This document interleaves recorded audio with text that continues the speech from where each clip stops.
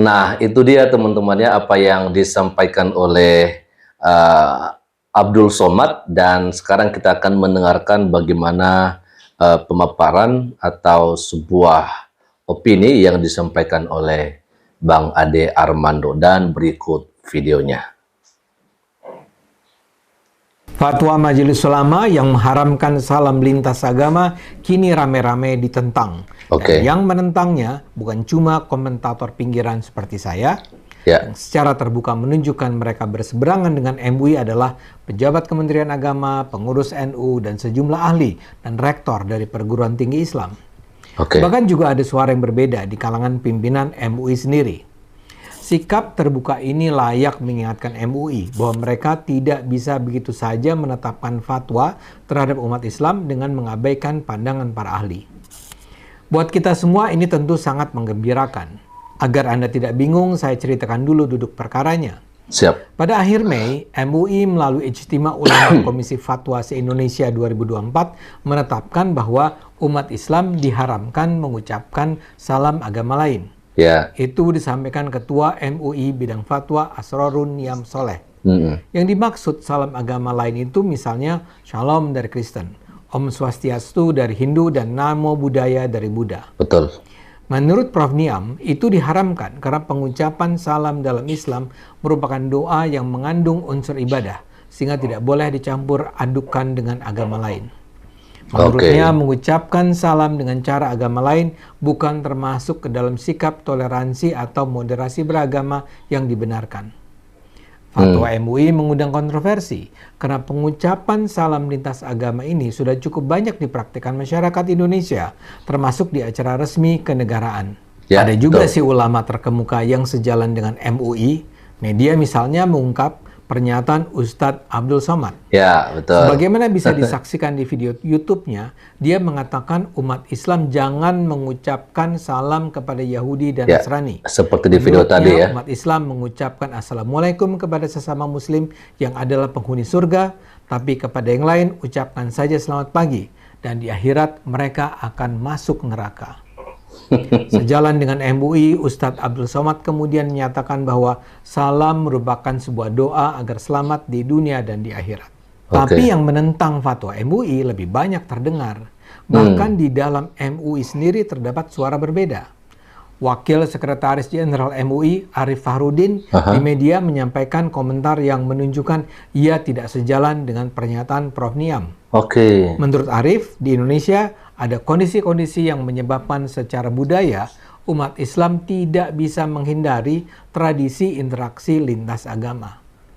Bila umat Islam tidak melakukan salam lintas agama, Islam bisa dianggap tidak mendukung kerukunan antar umat beragama.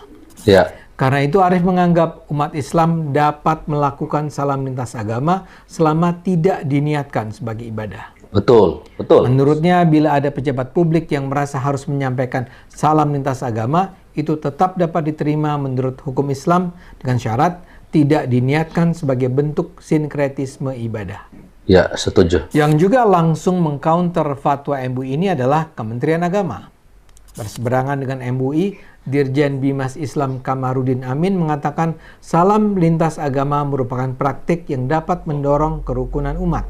Menurutnya, menebar damai sebagai ajaran substantif semua agama justru dapat dilakukan melalui salam lintas agama. Keren. Amin juga meyakini salam dan ucapan Hari Raya Lintas Agama tidak berpengaruh terhadap akidah. Setuju. Dari luar pemerintah, ada pernyataan dari pengurus besar Nahdlatul Ulama, organisasi Islam terbesar di Indonesia. Menurut Khatib Am PBNU Ahmad Said Asrori, demi menjaga persatuan bangsa dan menghindari perpecahan, pejabat Muslim diperbolehkan menyampaikan salam lintas agama. Dari lingkungan akademik, ada suara Guru Besar Hukum Islam UIN Syarif Hidayatullah Jakarta, Profesor Ahmad Tolabi Kharli. Wakil Rektor Bidang Akademik UIN Jakarta itu menekankan bahwa fatwa sebagai produk pemikiran hukum Islam bersifat relatif dan tidak mengikat. Menurutnya, mengucapkan salam lintas agama adalah hal lazim dilakukan di forum publik sebagai bagian dari ikhtiar membangun harmoni antar umat beragama. Ya. Begitu pula ada tulisan di website resmi Kemenak dari Rektor UIN Kiai Haji Abdurrahman Wahid Pekalongan, Profesor Zainal Mustaqim. Dengan jernih dia menjelaskan mengapa umat Islam tidak perlu diharamkan mengucapkan salam lintas agama. Oke. Menurutnya fatwa MUI tersebut bukanlah kewajiban yang mengikat, melainkan hanyalah bagian dari pemikiran Muslim yang beragam. Oke, nah itu teman-temannya. Jadi saya pikir dari apa yang disampaikan oleh Bang Ade Armando ini cukup ya sebenarnya ya. Cukup untuk memberikan kita pemahaman bahwa yang namanya salam lintas agama itu adalah sebuah cara kita bagaimana untuk menghargai sesama kita yang berbeda agama dengan kita. Dan itu nggak berpengaruh ya dengan apa namanya iman dan keyakinan kita, karena kita hanya sekedar mengucapkan salam dan sebagainya seperti begitu ya, artinya ya kayak assalamualaikum warahmatullahi wabarakatuh ya kan. Kalau itu diucapkan oleh orang Kristen ya itu biasa aja dan itu nggak akan mempengaruhi iman kami begitu loh. Tapi ya saya nggak ngerti sih apakah memang dengan dangkalnya iman dari MUI ini ya, khususnya ketua MUI bidang fatwa ini gitu ya, akhirnya ya mau tidak mau dia juga menghimbau agar yang lain tidak mengucapkan salam, nanti bisa jadi Anda berpindah keyakinan gitu loh, padahal nggak seperti begitu kali ya. Oke, kita akan lanjut lagi dulu teman-teman. Perbedaan pendapat di kalangan Muslim adalah hal yang biasa katanya. Oke. Ia memaparkan dalam peta pemikiran Muslim terdapat dua kelompok pemikiran besar, yaitu kelompok legal eksklusif yang cenderung tekstual dan substantif inklusif yang cenderung kontekstual. Oke. Dari pengetahuan saya selama ini, kelompok yang tekstual itu sepenuhnya merujuk pada teks ajaran Islam di masa-masa lalu untuk diterapkan di masa ini. Sebaliknya, kelompok kontekstual akan berupaya mengadaptasikan teks-teks ajaran agama di masa lalu dengan kondisi dan konteks di masa kini. Dalam hal ini misalnya, MUI bisa dianggap menerapkan pendekatan tekstual dengan merujuk pada sebuah pernyataan Nabi Muhammad di masa lalu yang menyatakan umat Islam tidak mengucapkan salam lintas agama. MUI menganggap itu sebagai hukum yang harus dijalankan di masa ini. Sementara tokoh-tokoh Islam di luar MUI menilai pernyataan Nabi itu pasti memiliki konteks tersendiri di masanya dan itu tidak perlu diterapkan mentah-mentah di masa ini. Betul. Dalam pandangan kontekstual, yang diharuskan ulama adalah mengkaji makna substantif dari teks di masa lalu itu untuk kemudian diterapkan sesuai dengan kebutuhan konteks di masa ini. Menurut Profesor Mustaqim, karena perbedaan pendekatan ini, pandangan mengenai salam lintas agama dapat dibagi ke dalam dua kelompok besar, yakni kalangan yang melarang dan membolehkan atau menganjurkan. Ya, ya. Kalangan yang melarang menafsirkan pesan agama hanya dari teks. Maka salam dimaknai sebagai bagian dari ibadah yang hanya boleh dilakukan dengan bahasa tertentu dan kepada kelompok tertentu. Itu bersifat sakral, tidak boleh ditafsirkan macam-macam. Sebaliknya, kalangan substantif inklusif akan membolehkan atau bahkan menganjurkan pengucapan salam lintas agama.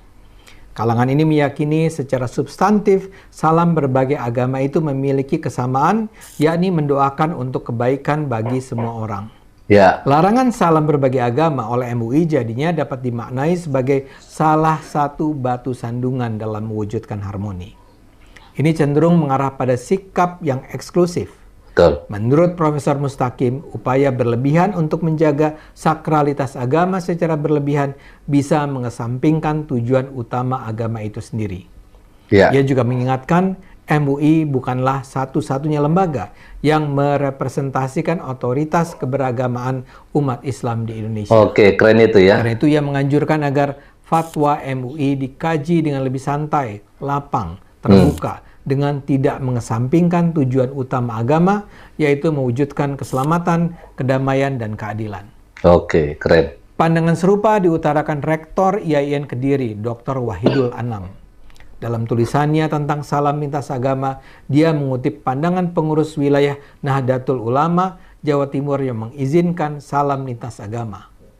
PWNU Jatim membolehkan salam lintas agama dengan rujukan pada kitab-kitab klasik yang memperbolehkan salam lintas agama demi kemaslahatan umat dan menjaga kedamaian. Ya. Bahkan Nabi Ibrahim dan Nabi Muhammad sendiri tercatat pernah mengucapkan salam kepada non-muslim. Menurutnya, mengharamkan pengucapan salam lintas agama dapat mempersempit ruang dialog dan toleransi yang sangat dibutuhkan dalam masyarakat yang beragam.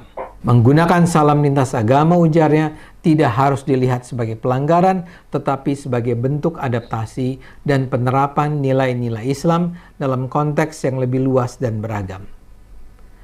Kita tentu layak gembira dengan kedalaman, keluasan, kejujuran, dan keterbukaan pandangan para tokoh Islam ini. Sebagaimana mereka katakan, pengucapan salam lintas agama merupakan faktor penting yang bisa membawa kedamaian dan kerukunan bangsa. Mudah-mudahan Profesor Niam dan kawan-kawannya mau mendengar. Oke. Nah, itu dia teman-temannya. Jadi rupanya tidak semua nih ya, tidak semua mereka juga yang ada di dalam internal MUI itu menerima atau setuju dengan apa yang menjadi keputusan soal fatwa yang dikeluarkan, khususnya dari bidang fatwa begitu teman-temannya. Jadi kita jelas tadi mendengarkan apa yang disampaikan oleh Bang Ade Armando. Ya, hanya saja memang kalau kita melihat seorang Abdul Somad teman-temannya, ya memang kita sih di sini nggak perlu lagi heran dengan beliau karena memang udah dari dulunya beliau itu sangat gimana ya, kayak memang nggak senang aja dengan orang-orang yang beragama Kristen begitu, sampai pernah dia juga mengatakan kalau di atas salib itu ada zin kafir gitu loh. Jadi udahlah. Jadi yang penting kita lihat di sini bahwa rupanya masih banyak saja juga orang-orang yang masih waras soal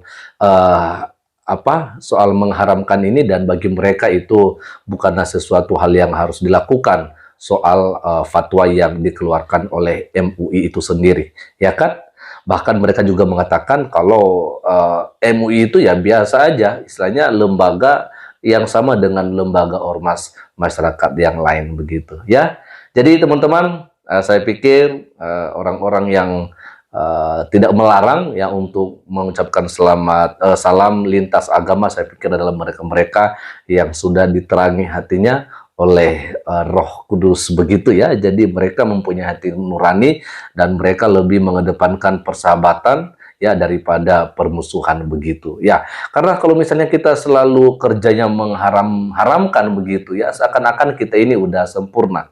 Nah, kira-kira ada nggak jaminan dalam ajaran agama kita masing-masing yang di mana ajaran itu menjamin kita untuk masuk surga? Kayak tadi disampaikan oleh Abdul Somad mengatakan kalau penghuni surga ya boleh mengucapkan maksudnya Assalamualaikum, karena itu memang bagi mereka yang penghuni surga. Sedangkan yang selamat pagi ya hanya bagi mereka yang selamat di dunia ini tapi di akhirat masuk neraka. Nah, itu dia teman-temannya. Jadi saya pikir wajar aja kalau misalnya memang MUI mempunyai kekuatan akan hal ini, karena seorang ustadz sekaliber Abdul Somad di Indonesia ini juga sangat mendukung mereka begitu. Ya, itu aja dulu untuk siang hari ini teman-teman, dan Tuhan Yesus memberkati kita semua. Shalom, assalamualaikum warahmatullahi wabarakatuh. Om Swastiastu, Namo Buddhaya, salam kebajikan dan salam cinta damai dari saya, Perianto Zamasi, dan salam Indonesia cerdas.